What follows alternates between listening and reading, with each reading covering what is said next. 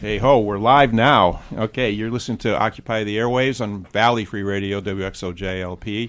Good morning. It's kind of a rainy mess out there. But anyways, this is Bob Gardner on the boards, one of the co-hosts, and I'm here with my other co-host. Hola, it's Darlene. Hello, Pioneer Valley. Good morning. And who else do we have here? Ellen, introduce yourself. Ellen Graves. I'm with Code Pink. And Sheldon. We have Sheldon here. How you doing? Sheldon Alexander, a peace activist and poet activist. And we have our other co-host who's been absent for a little while, but we want to welcome her back. Who do we have here? Kathy. Thank you, Bob. This is Kathy Daly. Bob, are we recording? Yes, we are. This is all real. This is live on the air, and we're recording it. Yes. Well, I guess I am back on my game. All right. You want to take over the boards? No, that's okay. It's so really nice to see Kathy this morning. We've missed her so much, and we look forward to having her here on a regular basis, taking care of the logistics and, guiding the conversation and asking those really important questions. So I hope you come back soon. Thank you. So today, we have some really nice guests. Our guests are always nice, actually, that come to the office. Oh, my God, I'm working today. That come to the studio and share with us. And Ellen Graves, who is well known for her activism in the community of Pioneer Valley and does a lot of work with the Rise, came into the studio today to talk to us about International Women's Day and some of the events that are planned.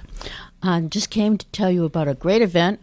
It's going to be happening here in Northampton on the March 8th, which is International Women's Day itself. And we'll be celebrating International Women's Day right here at Edwards Church on the lower level. It's starting at opening the doors at 6:30, and then the program itself will begin at 7.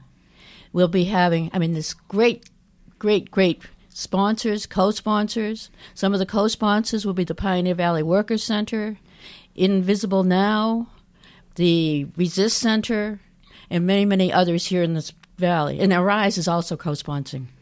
And so at this time, we'll be having all the different speakers, entertainment. The grannies are going to be singing. We're going to have the Bombas. Bomba de aquí. Bomba de aquí. That's Bomba their de official name. aquí. Sí, They're going to be performing. Yep, they do Bomba Plena. Right. Mm-hmm. And many speakers of women who are working in the area in the struggle for peace. And this is co-founded. It's the Code Pink, which is the organizer for it, and Code Pink Women for Peace. And we've been doing this for many years now in the Valley and having a great response. And it's a wonderful evening. I hope you all join us. That is starting at 6:30. Doors are opening. 7 o'clock, the program begins. And it's for the whole evening. And right there at Edwards Church, right on Main Street in Northampton, in the lower level. And the best part, too, is that it's free. And it's totally free. Absolutely free. Free. And that date again is? Is March 8th. March 8th, which is the official day. Right, yeah. And it will be a week from Thursday. Yes, and if people want more information, they can go to the Western Mass Code Pink Facebook page, I think, for more information. And we hope to see you there. Yeah, looking forward to seeing you all. I can't wait. I love, being in a unity with other women and the good feeling that comes from that, where we support each other in our struggles and, need to change the world in a progressive way. Yeah. Not only that, but it's a learning experience as to what other women are doing in the community and in the neighborhood. Absolutely. Especially groups like the Pioneer Valley Workers Center and Invisible Now, Arise. All these organizations will be there. Mm-hmm. And it's an international celebration, so there will probably be things going on around the world. Right.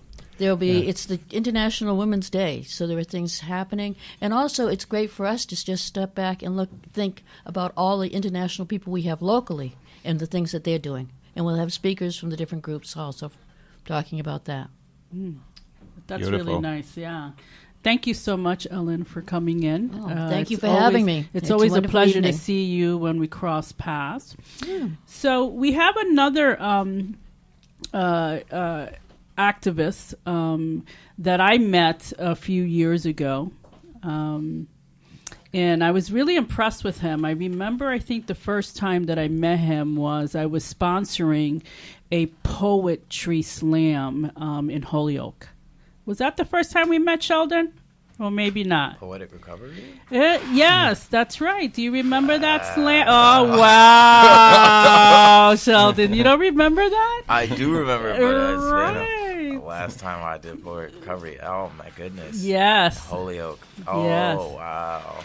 Right. Man. And so I remember us sponsoring a poetry slam on Main Street in Holyoke at El Mercado. And there was a number of poets that came in, I think maybe 7 or 8 of them.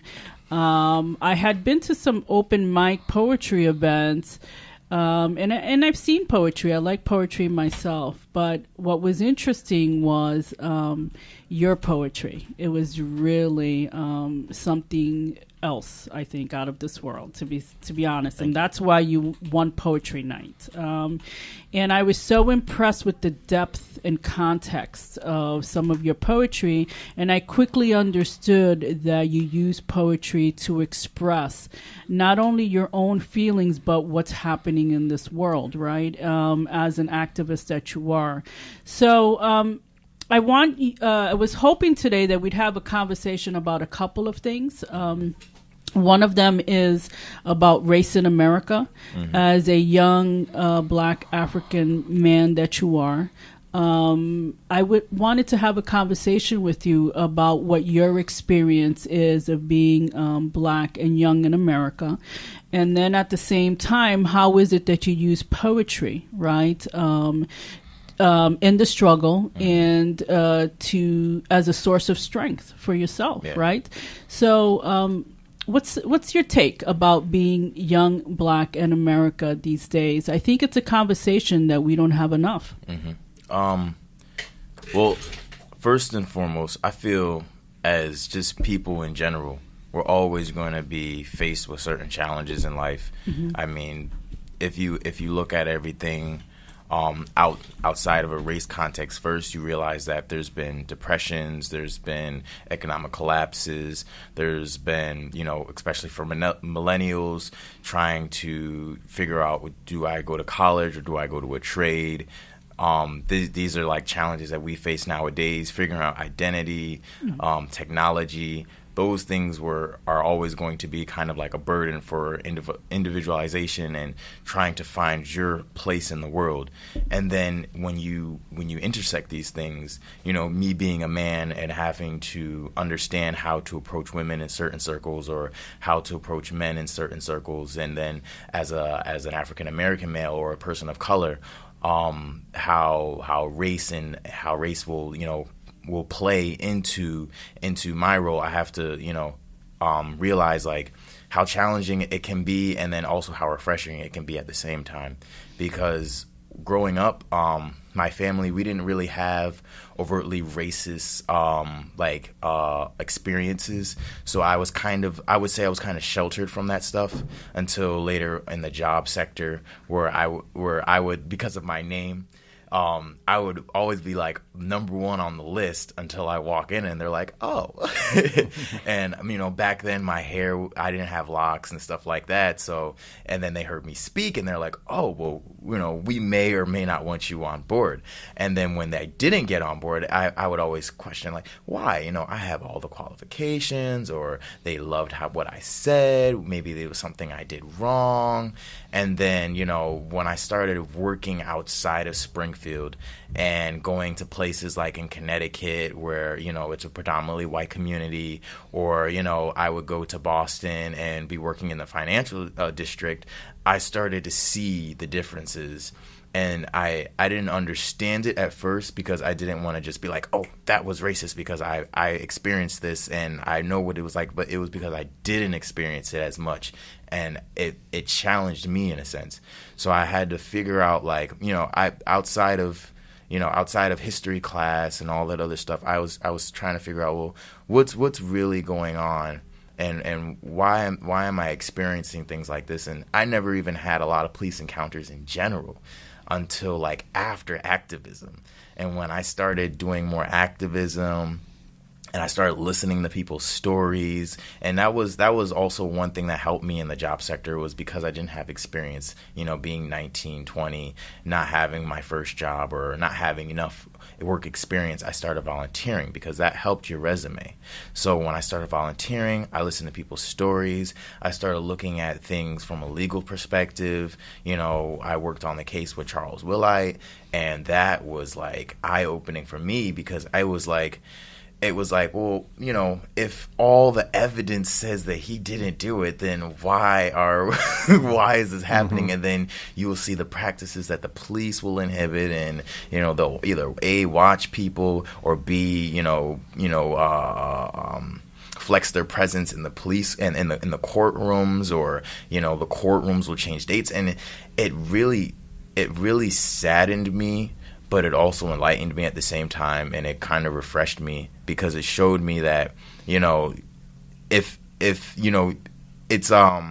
it's hard to really accurately pinpoint like what's really going on until you start experiencing it firsthand. And that goes between all people, because even people that I kind of tried to network with or door knock with and be like, hey, you need to support this case, you need to do this, we need to come together. And people will be like, whether they're black, white, Latino, like, why do I have to do it? It doesn't affect me. It doesn't bother me. What? And I'm like, you're going to say that until it happens to you. And that was the same words that Vera Donamy said that's the aunt of Charles Willite.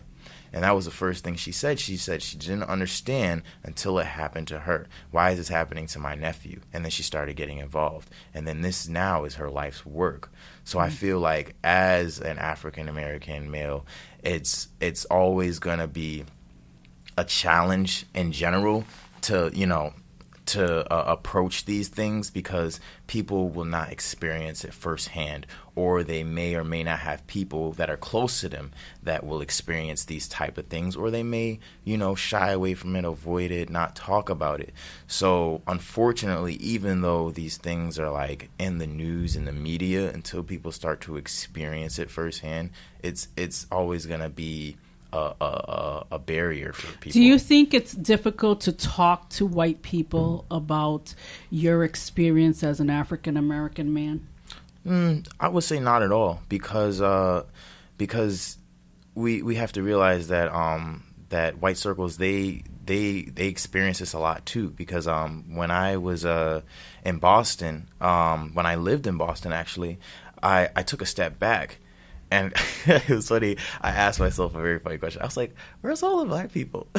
Because I was in Newton, I was in Somerville, or I was always in, I'm forgetting, Alston. I was always in the Alston area. So there was an influx of college students, but then even when the college students weren't there was a predominantly Asian or white group, and that was my group. And then I realized, like, I have to go to Dorchester, I have to go to Jamaica Plain, I have to go here, I have to go there to actually like connect to like, the house parties that are more Afrocentric or something like that. But even so, I would say that, white people, they always have cultural absorption, if I may, where they're always like being taught or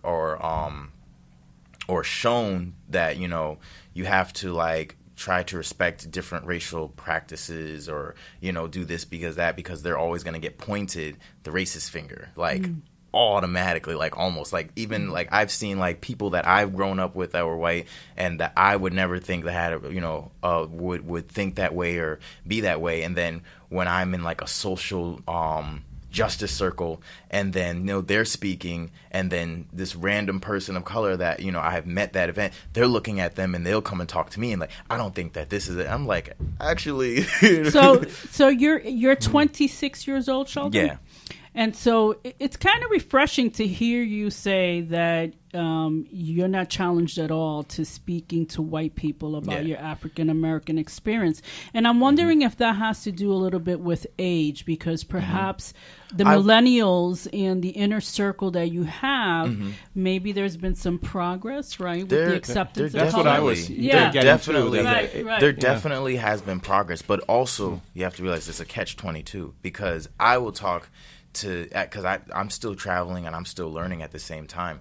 There's been plenty of places where I've been to where I've talked to people in white circles, and I will face a brick wall. I will get the impenetrable wall, and I'll be like, oh, we're not going anywhere with this. We're not going anywhere. And it's because of where they're raised and where they're brought up. We're people that are people will always commute or live in places where they feel like they have the like-mindedness. So, because we're in such a progressive area, we're going to be seeing more progressive people. If you were in more of a place like, let's say, Mississippi, for example, where it's heavily extreme racism, there's still places called sundown towns that exist in America where you as a person of color cannot go to at all or drive through because it's unsafe. I have to say I had that feeling one time when I was driving through Georgia. We were going down there to buy a pet, a dog, and from a breeder. And I never thought about Georgia being a really racist area until you get into the real country down south portion. And I recall seeing Confederate flags all over the place, and that to me was like the first red flag. And then we were driving down, and we would not see no people of color around, and we became so fearful that we refused to get out of the car. We went to our destination, came back, and so myself, someone coming from New England, driving all the way down south to pick up a pet, I was fearful of. That was a very fearful experience for me.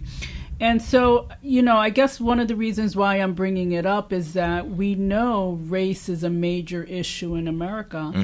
And one of my concerns is that we're not having that dialogue about race. It's not consistent enough. I feel that we start the dialogue when tragedy occurs, right? And travesty occurs. And then you see people rioting, right? And protesting. And it brings up the conversation for a very brief period. And then, it gets stifled again.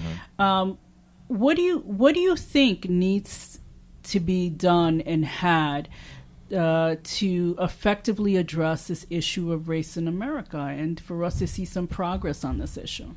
Well, so I've thought about this long and hard, and I've always thought about that. And truthfully, there is no real solution, unfortunately. And that's because everybody is going to have differences.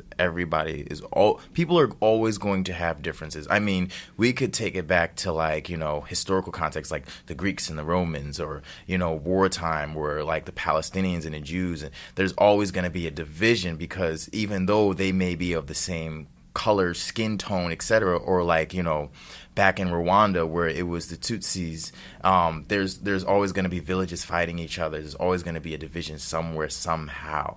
And that's just the real broad perspective of things. But here in America, in the context of America, we have two sides of the coin where people are sheltered and inclusive, and they're buddy with the police. Everything's great, everything's happy. And then you'll see the other side where a poor community will experience severe racist practices by the police, and then when something happens and breaks out, you have two different sides. I have this image of the police, and the people have this image of the police, and then they start to butt heads. So in terms of racial and cultural identity, I feel that what we're doing right now, as far as the future generation, my generation, we're on a pretty good start with practicing intersectionality, being open about it. And also cultural mixing, because by the end of the day, you'll have there was actually a student yesterday at Springfield College. She was telling us her background, and she is Egyptian, Irish, and Puerto Rican. But she's a hijabi Muslim woman, and she was talking about her experience. Her mom was Puerto Rican Catholic, and her father was that Nija? Yes, I yes. met her actually. And her sister is Japanese, Puerto Rican, and something else, and it was just a like, you know, an amazing thing to hear, because she has all these different cultural backgrounds, and there's tons of people like her all over America. So are you saying that you feel that there really is never going to be a real solution to this, but that evolution, due to evolution and the progression of society and civilization, we're going to get melded so much that race is not going to be an issue? It's a step forward in the right direction.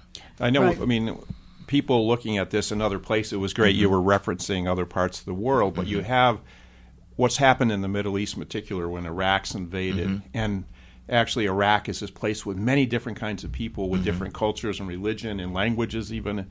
And then when someone breaks the whole thing apart, like the U.S. Comes in, and all these groups start committing genocide against each other, and what's going on, you know, and it's sort of so there is a generality that people, especially if you keep really separate, you know, and that there's this, but we're seeing that generational change. I totally agree with you. I mean, it's sort of like I've butted heads with relatives and friends and contacts through, you know, a number of years in my life, and it is hard to budge a lot of that stuff, including like what you're talking about, you know, what about a conversation about race? There's so many white people don't want to have a conversation about race, will not have a conversation about race. And then if you go onto the internet, that's just this madhouse, right? Trolls everywhere. So I think, oh no, I can't talk to people there about that. So how do we put it in their face? I mean, I just don't. I think that it needs to happen, right? We need to embrace this. People will always be. So I had this. I had this experience literally last week, and I was stumped. I didn't know what to do, what to say. I was speechless. Literally, we're in the midst of conversation, and I was speechless. A friend of mine for a very long time, he was white. No problems, you know, ever. And one day I came over, and we're all, you know, just hanging out, having a beer and stuff like that. And then out of nowhere, he's like, "You know who you remind me of?" And I was like, what are you talking about? He was like, "You remind me of Conrad." And I'm like, "Who's Conrad?" And he's like Leroy's son from Futurama. And I'm like, and I love Futurama, but for some reason it just wasn't clicking with me.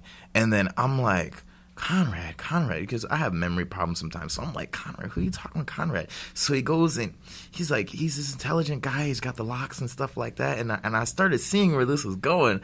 And I just didn't know how I wanted to address this. Because I could have been rah-rah in your face, how dare you kind of thing. Or I could have just laughed it off or something. But I just didn't know which way I wanted to go. And he's Googling it. He's pick up a picture and he's showing me. And then he looks at it and he realizes what he did.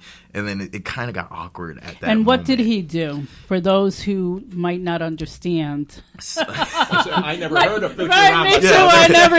Me neither. So Conrad is the son of a Jamaican token member of the cast Futurama, which is an animated sci-fi cartoon, and it's usually on like Comedy Central. I think his name's Leroy. Leroy is a Jamaican actor in the TV show, and his son Conrad is, you know, he's got shaved sides and he's got locks, kind of like me, and it was just kind of like you know. Do you call that cultural appropriation or kind of association? Just association, like, you know, and it's funny because I'll sit there and I'll just map this out 10 different ways and think about it, because if I see somebody that's my friend, that whether white, black, Asian, whatever, and I think they look like somebody or remind me of somebody, I'll say it no problem. But then flip side, he's the way he said it was no harm done. He was like, he's an intelligent dude. He's got the same hairstyle as you, and I could see where he's coming from, and that's where the funny part is. But then also you have to be careful when you just because that was the first time it happened to me with him, so I didn't know how to like address it to him, like, you know, I didn't really feel comfortable that you called me Conrad kind of thing. And did you think that was racist? No, it wasn't racist, but it was very like this is where the conflict comes in, because it was like, it wasn't cool. Long story short, it wasn't really cool, and it really put me in a space where I didn't know, like, because it was the first time that happened with me and him. I didn't really know how I wanted to address it. So, you know, I think that you make a good point. I think that one of the issues that I find, being a person of color myself, Sheldon, is that you have whites that don't want to have the conversation. They don't want to educate themselves, but then you have to deal with some of the inappropriateness, right, of their remarks or the way they interact with you. And so, you know, you're always on guard, so to speak, right? So one, how do you educate them in turn of the inappropriateness of their actions, right? In a way that they don't feel defensive, right? And in a way that they don't take the situation, turn it around and throw it back at you like you're the problem, right? And a lot of people of color, in all different kinds of settings, whether it's employment settings, whether it's academic settings, whether it's out in the community, are constantly feeling this sort of apprehension, right, where they are experiencing certain things as a person of color. And when they try to enlighten others as to those issues, they get pushback.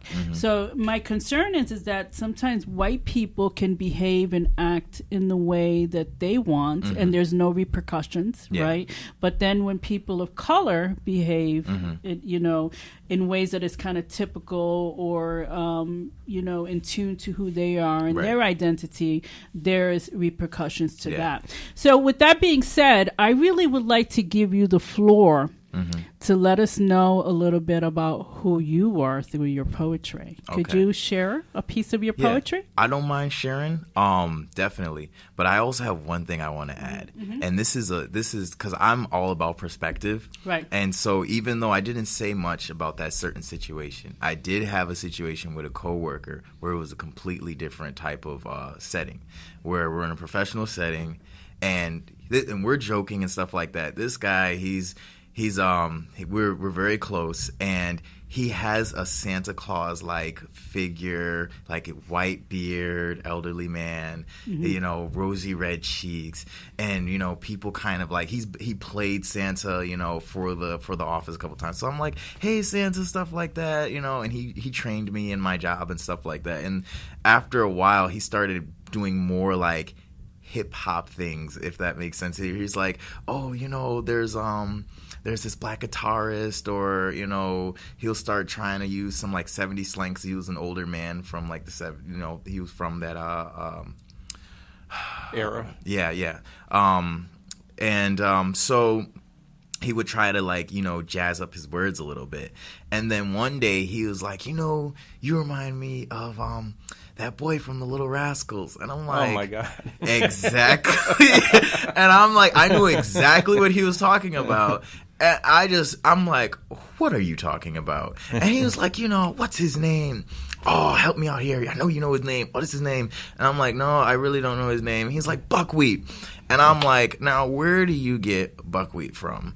And he was all like, oh, because, you know, he was a black kid from the Little Rascals and da-da-da. And I was like, man, listen, honestly, I'm going to have to take you aside for a second.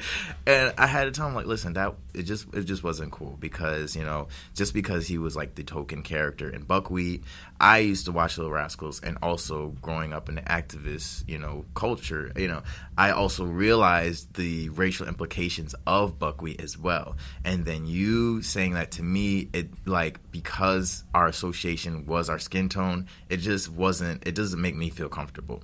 I don't have to, go into this spiel about this, that, and the other, or you being racist or this. Just tell people if you don't like something, it makes you feel uncomfortable, and I appreciate if you just refrain from it. That's all it is. If something makes you uncomfortable, and it's speak wonderful on it. that you're able to, you feel comfortable enough, right, to have said something to that individual and express yourself and how awkward that made you feel. And more people of color need to do that as well, because what I find is that sometimes people just laugh it off and kind of ignore it. But again, I am so impressed with you as a young black brother, and that's why I really wanted to have you as a guest on this show. And I would like if you could share how some of your poetry and how powerful your poetry is. Okay, so this one is titled I'm 1945, because it was more of like, it wasn't like a change. It's a poem about how things have changed and how things really haven't changed at the same time. We're still living in an era where race is heavily defining your character, and at the same time how it doesn't. So this is I'm 1945. I'm 1945, black body. Black body swarm blocks like bees do flowers. Bees swarm flowers like black men do honey. Black body look like honey and sex leads like queen bees. Black prince follow queens like drones. The syndrome was the bee's knees. See, I could be knee deep in can I please? Like, please can I speak English? Please can I write English? Please can I touch money? I know this ain't for me. Can I please vote? While I vote, I might create a better quality of life in exchange for my life or my name attached to my creations. Can I please have my reparations or at least some civility? These should be elevated over our inhumanity. Black body more like void, filling ourselves with whatever we can get our hands on, spinning music with lyric, spinning words for sales, selling street dreams just to prevail. Black body just wants to prevail and exhale the poison of this toxic patriarchy. But I became a patriot for a title to my own body. My black body is finally entitled to itself, see, instead of him or herself. Black body is just not a person, still a noun, still trying to define black, still trying to define nigga. Nigga, please. Black body look like white Twitter, confused at trending changes. Black rights secretly rearranging, masked in economics. Broke black body lost without knowledge, unless you're starving for it. I'm 1945, black body, still fighting, still writing, still voting, still dying for a nameless generation, still giving claim to the future generation. This is what we fostered. Black body ain't lost, we just misled. Paved the path to our own graves just to be buried with the seeds and assisting the tree. A branch for the next lifeline. Reincarnated, I reclaim my time. Not in your confines or what you define. Here's where I, we, us, everyone draws the line around my black body. Wow. Yeah. Oh, my God. That made the hairs on my body stand, Sheldon. That is just like absolutely. Look. You see it? Are you looking, Bob? My hairs are standing. Oh, Sheldon, that was absolutely powerful. Let's talk about that a little bit. So it's just something that I just came with. Like, if I get inspired, I get inspired sometimes by one-liners or phrases, and then I start expanding on them. And what the concept was originally supposed to be was like how it's like 2018 and still feels like 1945, where, there was an article one time that I was reading where down in the South, caricatures of black bodies were still being strung up on trees. And it made me kind of reflect and like how much has changed and how much hasn't changed. Like, can I just intervene real quick? What you just said about black bodies being hung up in characters, that is making me think of a woman right now who's in the hospital, a good friend by the name of Amy Bookbinder. And it's the way we became friends. She was riding around. I believe it might have been, I don't know if it was North Adams, but it was kind of like one of the suburbs of Northampton. And she was riding around, and it was around Halloween time, and she noticed a decoration of a black body being hung up on a tree. In Western Mass? Yes, in Western Mass. And I remember that Amy took a picture of it, posted it, and she was like, look at what I just saw. And she tried to do whatever she could in her power to get that down. And I myself worked with her on that, and we were contacting the police department. We were giving reports about that. We contacted City Hall, and it was a really challenging thing to get them to remove that because they felt that it had to do with Halloween and that it was just a decoration, and they couldn't understand how offensive that was. And so I'm just putting out there, one, that, again, that happens in our backyard still, here in Western Mass. And two, I want to put out a shout out to Amy because she's sick right now and she's in the hospital. And I just wanted to let everybody know that our prayers are with her right now. She's an activist, very well known in the community of Northampton. Her father was a very well-known activist as well in Washington, D.C. During the civil rights movements and for Jewish and immigrant rights. And also Amy's daughter has been following along in those footsteps with the Pioneer Valley Worker Center. So, yes, so I just wanted to put that out there. But, so it's very interesting how you have somewhat of a global perspective as well, right? Yeah. And it's all thanks to just traveling and meeting people. I'm always, what I've coined as a social butterfly, and I love to learn and absorb knowledge. And, like, if you don't know something, learn it, pick it up, practice it. That's the only, like how Albert Einstein said, I'm not a genius, or I'm not, this intelligent guy. I just like to learn what I don't know. And if you take that and hold on to it, you just seem like you're more experienced. You just seem like you're more intelligent. And all I'm doing is just absorbing all the stuff that I found beneficial and just putting it out into the world. And you do travel quite a bit, right? And compete quite a bit, right, Sheldon? Right? And so where's the farthest that you've traveled? I technically have not left the States yet, and I wish I could. But but this is where it's very interesting. You do not have to leave the States to meet and get international perspective. When I was traveling, I loved to save money, so I stayed at as many hostels as I could. Hostels in like Miami Beach, for example, were only $15 a night. So I stayed there, and I met people from Sweden, Germany, Australia, Kenya, and those are students, international students that are coming to the States to do their United States tour. This is something that a lot of people outside of the U.S. like to do. They like to tour the U.S. in one big sweep and then go back home. Like, I went to New York, I went to California, I went to Miami, I went there, I went here. They like to do stuff like that. So, when I was in Miami, it was either the start or the last stretch for a lot of international students. And I would gain perspective from them, like, oh, what is it like here in this country, or what is it like here? And then they would ask me stuff like, what is it like, being a black man, or what is it like, in the States, or, I hear stuff about Donald Trump, and we just, we just have this, very interesting dialogue. So you would travel to share your poetry mostly, because you're very well known, right? You're very well recognized. I've seen you perform live, and it's a wonderful thing. Could you please grace us with a little bit more poetry that you have, please? Yeah. So I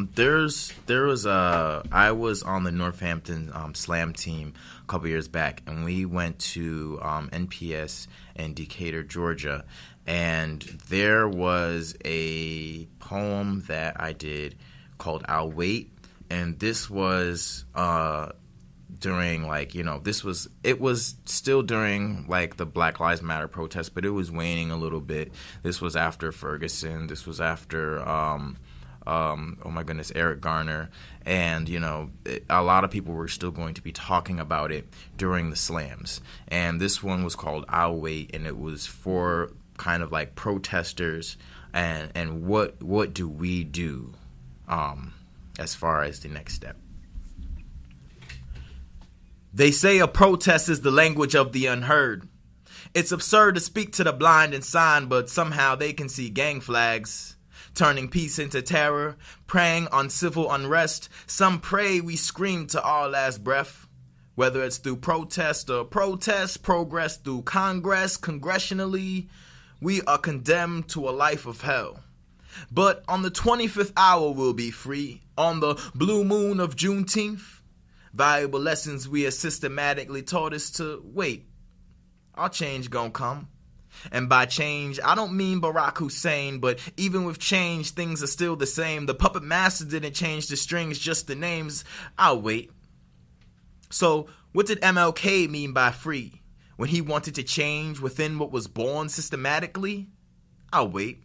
So what did Malcolm X mean when he told us to go be free and leave your comfortable reality? I'll wait. As we riot on deaf ears, as we create signs for the blind, as our tongues are cut because all lives matter, while our blood is constantly splattered, the justice system knows that it has never mattered unless it's blue or white. In between the cracks, we represent the red along the dead. Burial grounds under obelisks to put us to rest. Burial grounds under monuments to put us to rest. Bodies abound, stacked breast to breast, give it a rest. New slaves, I'll wait for the applause, 'cause, oh Lord, I had a dream. More like a nightmare, that a Neanderthal came beneath my sheets, my things, my woman, my manhood culture. Like a vulture, it would evolve from slow dances and broken language to miscommunicated intentions. Blades in the bed since needles and masters' haystacks. Black backpacks aren't explosive enough to black skin terror. But if you see something, say something, right? A tear below still never makes it any better. Politicians changing to the 7-day forecast. News headline as another bloodbath. In that land of guns and popcorn, where the heat's so hot you could popcorn. America cut so hot, make the globe warm. But don't cry over spilled oil or coal mines on native soil. The keystone of this was baptized in Flint. Excuse me. I'll wait as we riot on deaf ears. As we create signs for the blind, asking for change, like the homeless, begging for change. A tear below still never makes it any better. I'll wait. Will you? Wow, beautiful Sheldon. stuff. Isn't Yeah. it some really good stuff, Sheldon? Yeah, that was Oh a my slam God. piece we did. And this poem has a very, very interesting background. When I wrote it, I was like, oh yeah, this is gonna be a slam piece. This is a slam piece. And when I performed it, it usually gets high marks, and I'm proud for that. And when we went down as a team to Decatur, we were struggling a little bit. We're trying to we got some low marks on the first 2 days, and it wasn't because of us. But, you have very random judges. So sometimes judges don't understand poetry. Sometimes judges do understand poetry, and you just have to roll with it. And there were people that spit phenomenally that night outside of our team, and they got low marks, and everybody wanted to throw a fit. Everybody wanted to throw a fit. And we were thinking, how are we going to come up and try to make it to semis?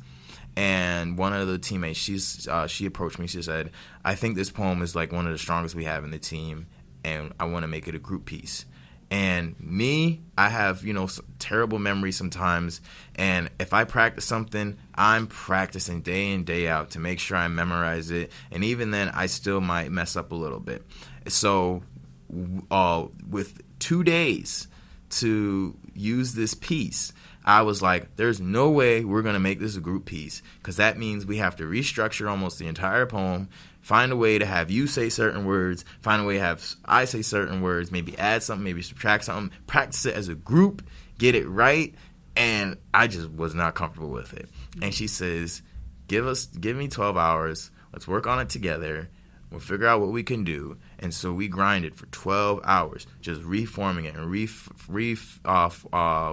fitting it to make it a group piece between the two of us. And we got it down, and when we performed it, we did amazing. We got high marks, And that group piece, the only group piece our team had, because of it scored so high, it automatically qualified us for group team slam finals. And it was just... I would say, Sheldon, Yeah. that the reason why there were such high marks is because the content of that poem resonates with America, Yeah. right? It resonates with people.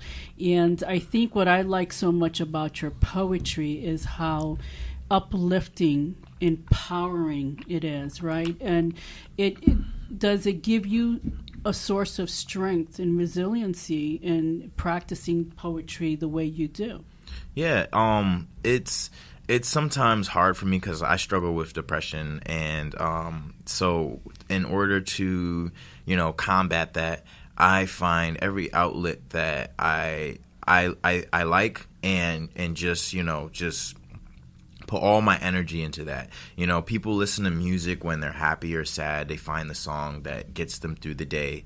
And for me, whether it's poetry or rapping or doing music or freestyling, I have an outlet. I used to do martial arts, so sometimes when I was upset, I just shadow box with myself and get that energy out. So can you promise me something?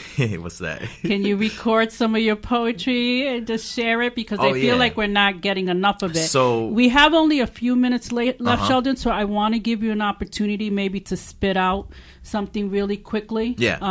I have a minute poem that I always do.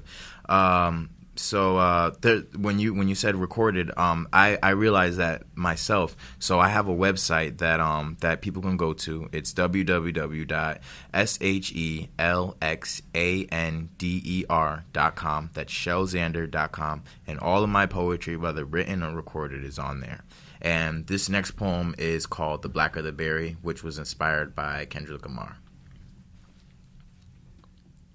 The blacker the berry. Blacker than young faces on obituaries, divided by light skin, fighting. The blackest berry to the bluest eye. I'm sure Toni Morrison will cry as dreams deferred into no justice, no peace. They are just raisins to the sun, crisp to the tongue, to the point where they are blacker than the blackest berries, the babies. Seedlings ready to grow roots, yet traces of shade pale in comparison to the blackness. Blacker than my ancestors' shadow from the gallows and the coast, even the Irish boats to islands and the darkest pits. Caves with slaves as they were baptized, bringing Christ to life. As I see these images, I still hold true. The blacker the berry. See, if Jesus was a revolutionary, Ashada and Garvey were revolutionaries, and I am a revolutionary, then of course the blacker the berry. But the juice sometimes isn't so sweet. Blood on the leaves as we consume strange fruit. The blacker the berry. Wow. Oh my God. One of the things, Darlene, when you were talking about what was powerful, and part of it is almost you can't put your finger on it, but you do these kind of twists of understanding where you can just say a truth, but it's not poetry, right? Yeah. But then you do all these amazing things of take a common phrase and turn it on its head and things like that, or even create a new phrase. And there's this sort of magic that can come about, and it's kind of extraordinary. You do some extraordinary work. I'm a fan of perspective. I realize that if you shift your perspective, you gain a lot of new understanding. I'm so happy that you took the opportunity to come here. We're winding down just a little bit. One of the things I wanted to ask you is, have you ever thought about teaching poetry to young black men? Oh, well, I have, and I have. All right. As it so happens. Yes. Tell us about that. So I have done poetry workshops at various schools like Renaissance, Bay State Academy.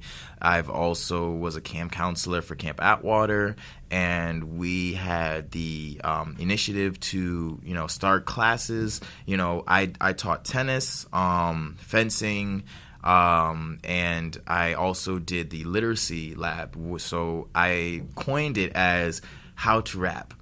And so, a lot of young black men want to be rap stars, or basketball players or football players, but also rap stars. And they don't sometimes get that to be a rapper is to be a poet.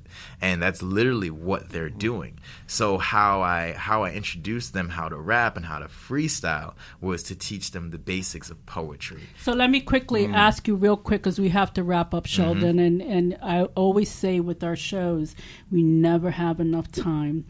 We'd like to invite you back again, but I want for you to put out there, somebody wanted to hire you to teach black poetry or just poetry in general. How would they do that? Well, you can find me on any social network at Shelxander, SHELXANDER, or you can email me at ShelxanderTV, SHELXANDERTV @gmail.com. Anywhere you look up Sheldon Alexander or the Shelxander, which is a combination of my name, you can find me and you can find out how to contact me. So I want to say thank you so much, Sheldon, for being such a positive black young brother that you are. And I look so forward to much more from you. Thank you very much. Thank you, for having Pioneer me. Valley. I want to whip through really quick an announcement for the Resistance Film Series, which we've talked about before and had people on. But every 2 weeks, or actually the second and fourth Wednesday of every month, there's the Resistance Film Series at Forbes Library. So the next one is a film called Countdown to Zero, and it's about the likelihood of nuclear warfare upon Earth and how there's a clock and it's counting down to the end of our existence. So if you want to find out more about that, this Wednesday, 6:30, Forbes Library. You've been listening to Occupy the Airwaves on WXOJLP 103.3 FM. See you next week. See you next week, Pioneer Valley. Bye-bye.